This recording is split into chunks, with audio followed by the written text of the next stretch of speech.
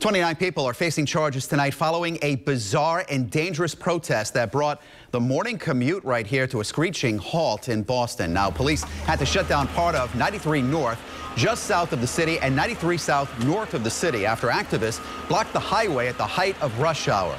Eyewitness News reporter Steve Nielsen is live in the newsroom now with the new details.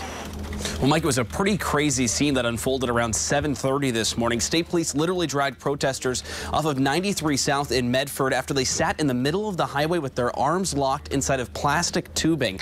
The story was first breaking on Eyewitness News this morning. After pulling protesters to the side of the road, firefighters then used bolt cutters and saws to cut through the PVC piping and chains that linked the protesters together.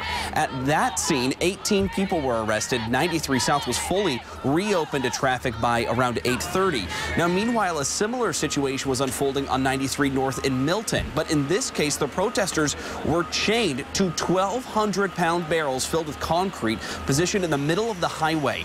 Power saws were brought in to cut through the barrels, and a payloader was brought in to remove them. That part of the highway did not reopen until 9:45 in the morning. Now, in Milton, 11 protesters were arrested. The Boston contingent of the group Black Lives Matter says the protest was intended to, quote, confront the white complacency in the systemic oppression of black people in Boston. State police say they respect people's First Amendment rights, but in this case, the protesters went too far.